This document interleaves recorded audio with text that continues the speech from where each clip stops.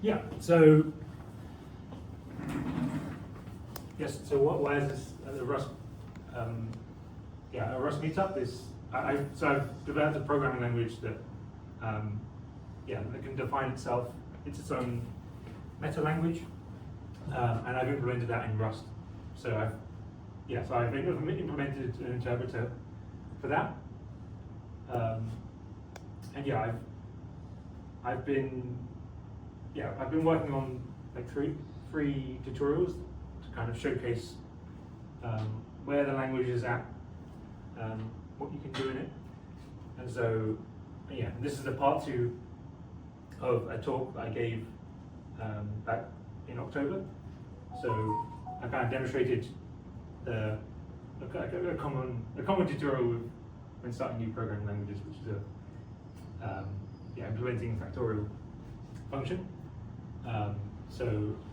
That video is up on YouTube. I can share that link if you want to find out more.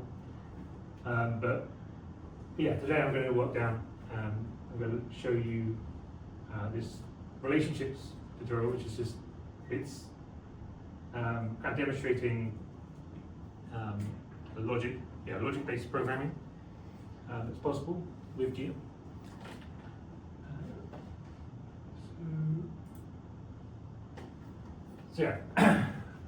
So we can define Alice's relationship to Bob by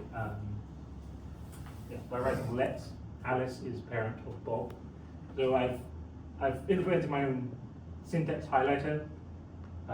So the blue, when it highlights in blue, it means like let is kind of like a built-in built-in keyword that the language knows how to interpret.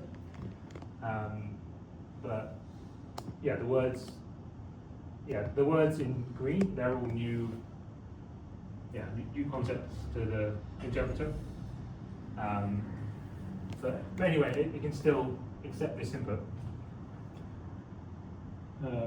because later as we go through the command, it's going to like know to refer back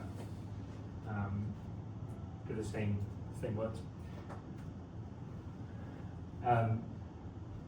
We know Alice is a parent of Bob, and then we can determine the child relationship from parent relationship. So you can express this. This is that. So now I'm showing off these variables here. They're more of like a variable in like a mathematical sense. So you can substitute x. Well, you can substitute in any kind of syntax in here, and this this expression should be true. You're telling the interpreter that it's always true. X is a parent of y implies y is a child of x. So this implication symbol is another built-in concept. And you can see that the interpreter has remembered the concepts from the previous statement, so it's highlighted them in magenta.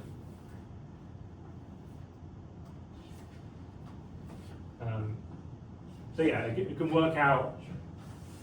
So you can ask if Bob is a child of Alice, and you can work out based on these two facts here that is indeed true.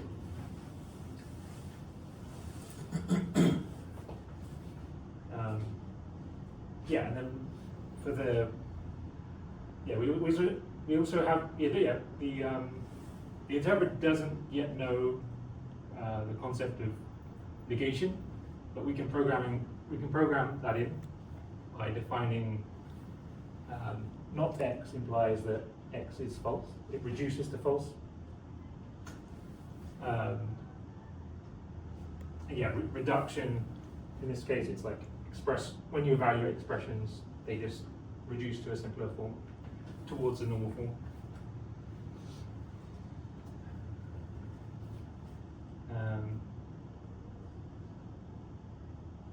Yeah, so parents can't be children of their children.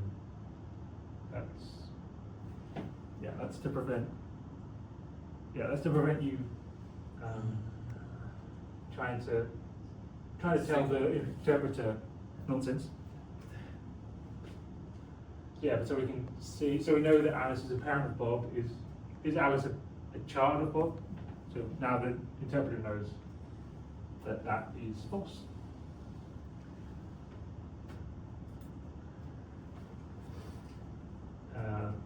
And also just, it has a consistency check. So if you try to, you can't just like in Rust, you have like let and let mute. If you just try to do let Alice is child of Bob, that will contradict the fact that Alice is a parent of Bob. It gives you a message saying that Alice is a child of Bob already reduces to false. We already know that it's false, so we're not accepting that.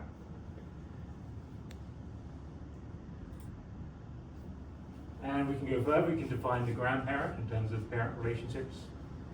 So now I'm introducing this new built-in keyword exists such that.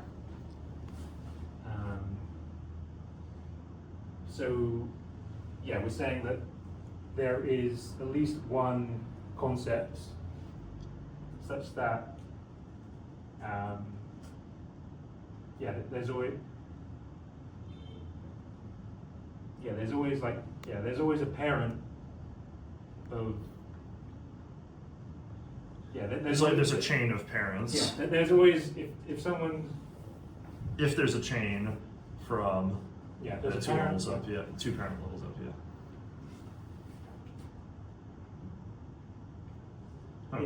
it's kind of hard to explain concisely, but you can describe it concisely in G. So X is basically like the grandparent. That's a parent of Y, and Y is a parent of Z. If you know this, then that implies that X is the grandparent of Z.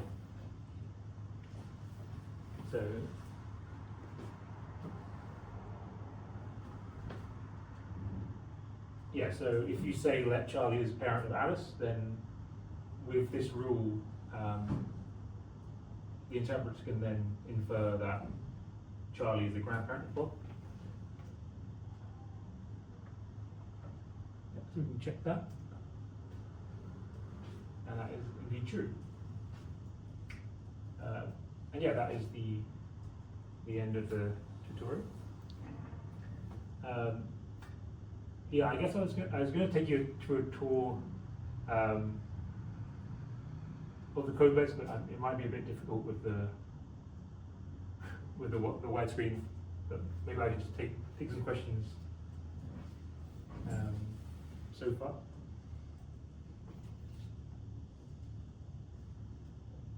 So it's how many boards do you have? It looks like you have board is A is something. Do you actually have different board something like A is greater than B? You can define that. How can I define user board? You can just mention it in a previous let statement, and then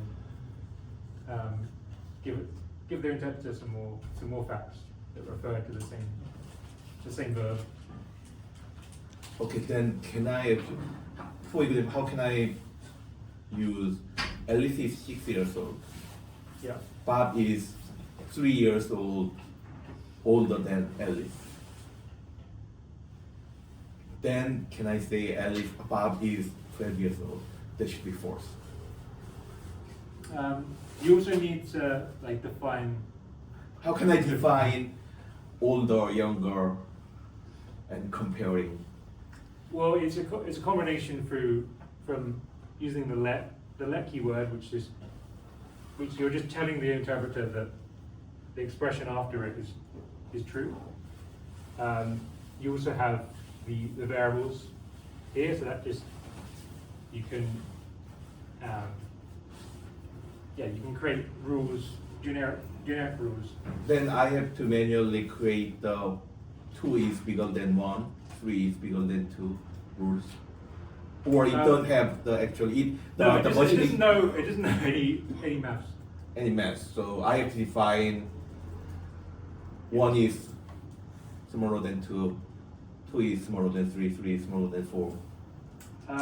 Well, it depends. I mean, because if you, I guess, were you here for the previous talk, where I was kind of defining integers in terms of like increment operator. So like 3 is 2 plus 1, whereas plus 1 is its own own concept.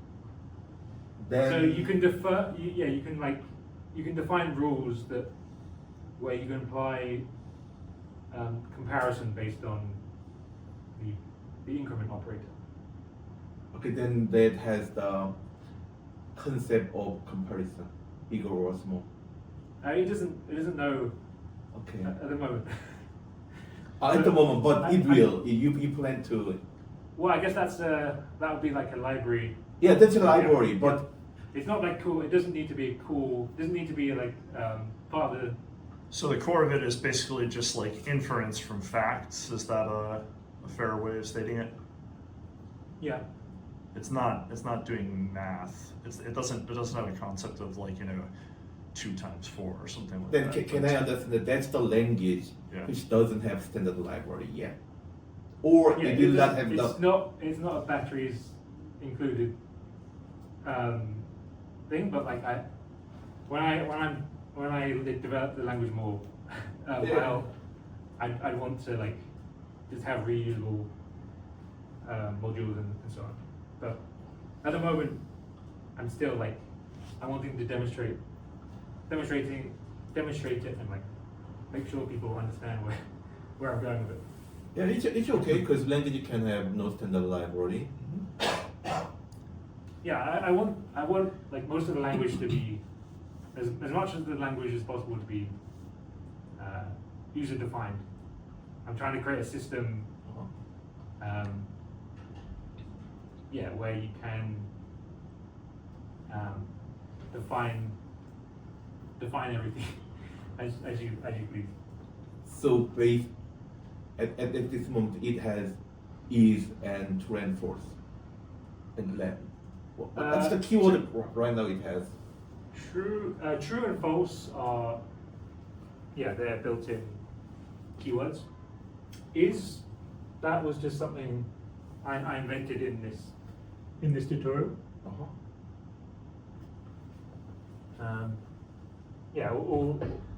It didn't know about Alice's parent or Bob and so on, but it did know this implication symbol. That's a concrete concept. That's It's cool. built in. Yeah. And also this reduction. That's crucial because then it knows how to actually reduce expressions. Okay. Oh. I think the first tutorial kind of focused more on the reduction rules, whereas this is more focused on the implication. Oh, okay. So even is not the built-in part. Yeah, it just knows to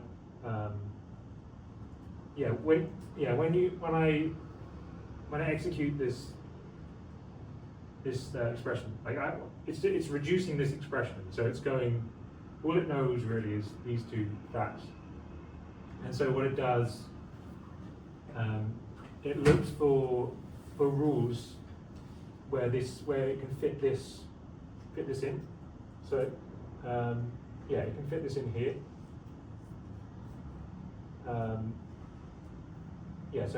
So it fits in this. It fits this in here. So then it assigns Y to Bob, and then X to Alice, and then it knows. Oh, I need to check whether this is true. So I need to check if Alice is parent Bob, and then it knows that that's true from this expression, from this command.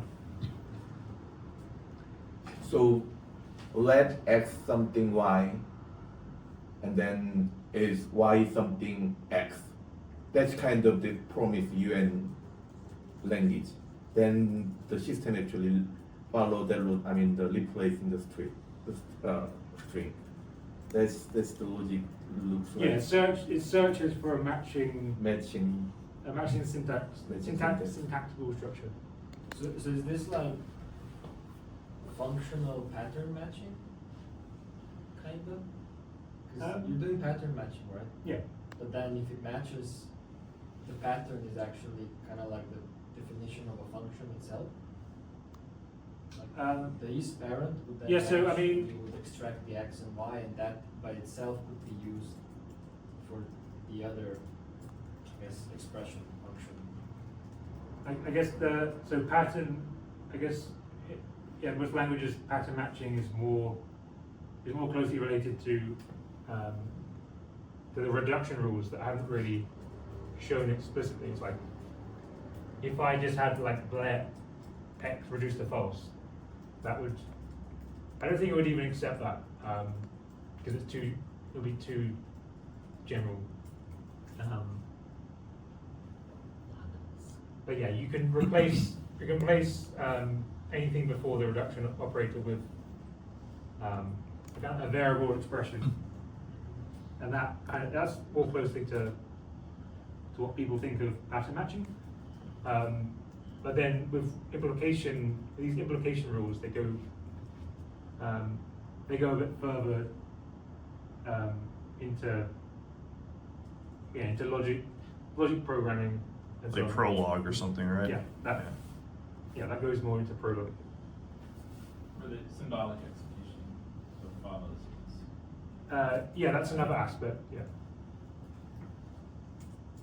I have a question.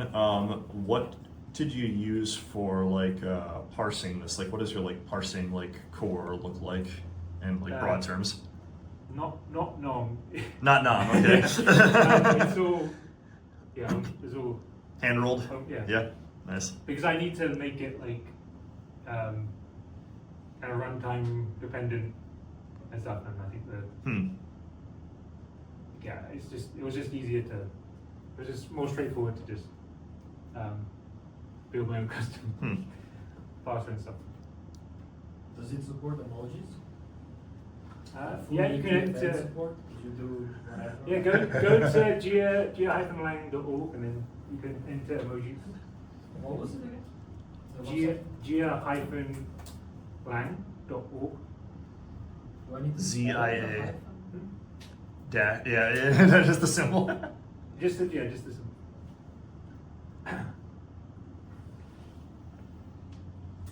Follows the same pattern as Rust.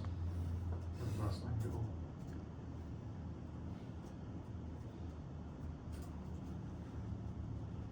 Do you have like another question? Do you have used it for something like I won't say practically, but like something more practical even for yourself? Ideally I'd like to be using this at my day job I've used for like static analysis and stuff, kind of enforcing rules on the code base and so on. So you are using it right now already? No. You would like to? Yeah, I'm trying to get it to the point where it's like more practical. But it's more of my personal research and development project at the moment.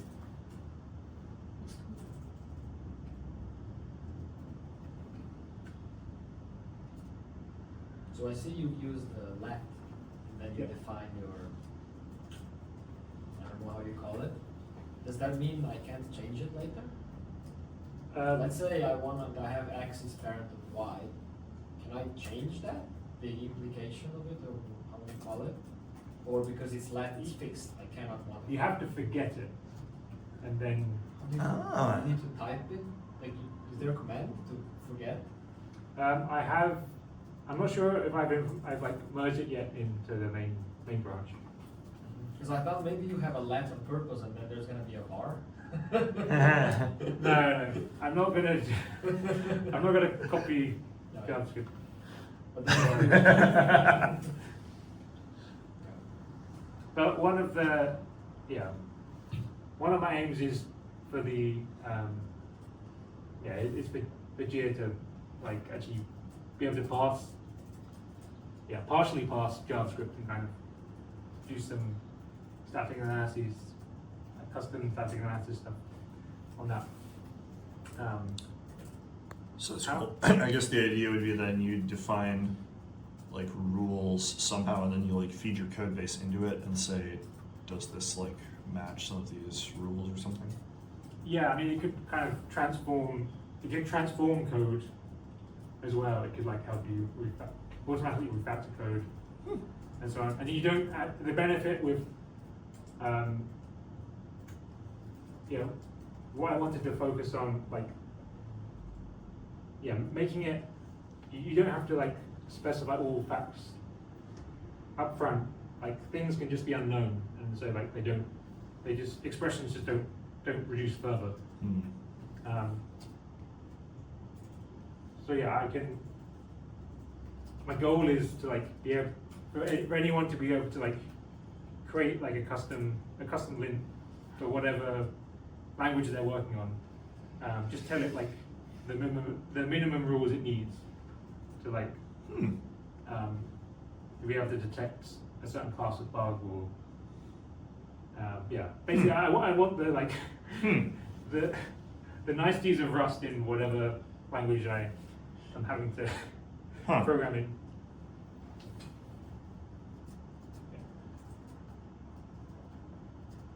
So like for example, you could be writing like JavaScript and it could look at your JavaScript and say like, well, you're using this pattern that I can't verify is like safe from like weird like races or something, and then Yeah, I mean some like just trying to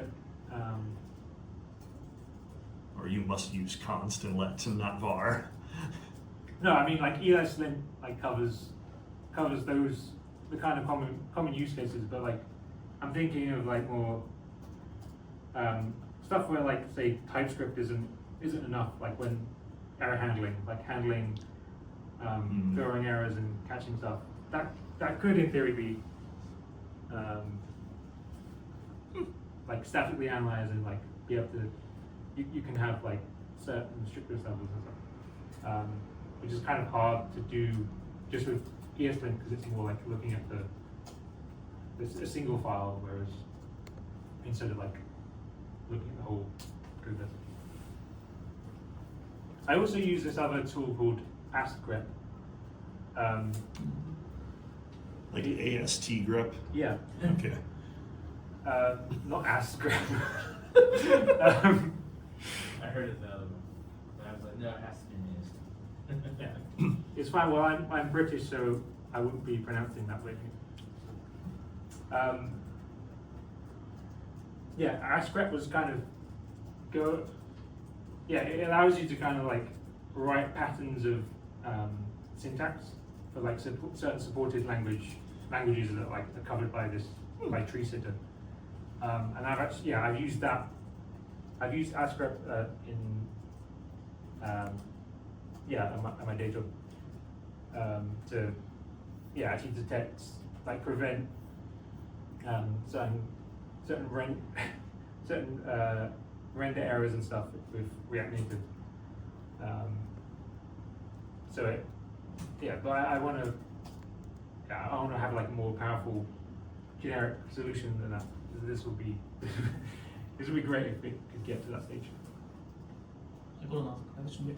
Like, I had in mind, like, does the tool itself does by default, of course, not know anything about the, like tokens of the target language you would like to like statically prove. So it has not the knowledge like AskGrep and also like the syntax tree whatsoever. And you would have to implement that at least partially. Is this correct? Like to make a proof of about some certain assumption. Yeah. So I mean, you don't have to like. Yeah, I mean, I'd probably start with not programming language per se, but I'd start with more like trying to parse YAML or parse XML or HTML. That I want to kind of make sure it conforms to certain rules and stuff. I don't need to like. I didn't need to know all the details of HTML, all the details of YAML, but like I need to know at least how to like flex it properly. Could you then, like, for instance, you want to make sure that your YAML file does only include a certain type of rule, but not other? Like, this is kind of the goal that you have in mind then? Like, I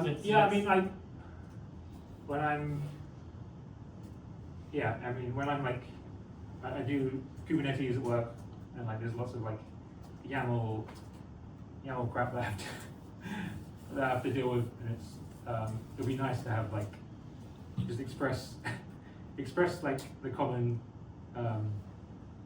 foot guns that I come across, and just prevent them from going into production. Or could you bring up an example for it?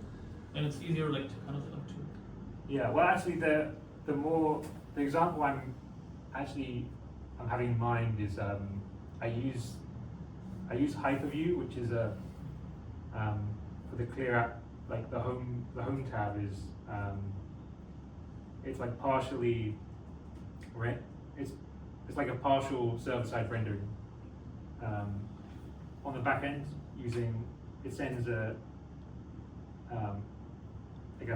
certain kind of XML response, which is called HXML, and that has its own kind of rules and so on. But it's kind of hard to, there's not an out of the box kind of linter for that. So I would like to, I would like to like be able to just prevent these kind of runtime errors and stuff with that.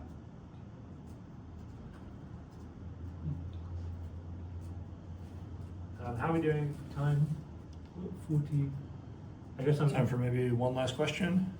Yeah. No, I got plenty of questions. They're all dumb, so.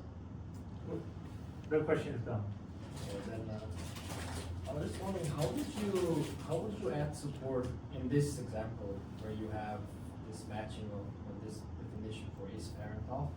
How would you add support for uppercase or mixed case? Oh, So how does it work with that? Like, what if I do parent capitalized? So it's case sensitive. What if I want it to be case insensitive? Do I need to literally have lets for all the different combinations of uppercase, lowercase combinations? Or is there a syntax or something that I can add a word that will make it? No, so that's why I want to like generalize the system more so it can actually be able to like read the characters Okay. and manipulate the characters inside the tokens and stuff. Okay. So I can like implement like passing numbers and so on. Yeah. I think I'll let Cool. that. Thanks, Charles. Yeah. All right.